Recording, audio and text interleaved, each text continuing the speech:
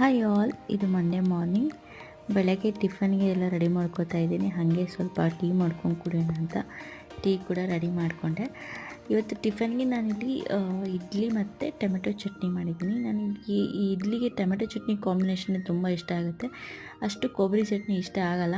Tiffin ಮುಗಿಸ್ಕೊಂಡು ಸ್ವಲ್ಪ ಹೊತ್ತು ಆದಮೇಲೆ ನಾನು ಆಯ್ರಾಗೆ ದಾಲ್ ಕಿಚಡಿ ಮಾಡ್ತಾಯಿದ್ದೀನಿ.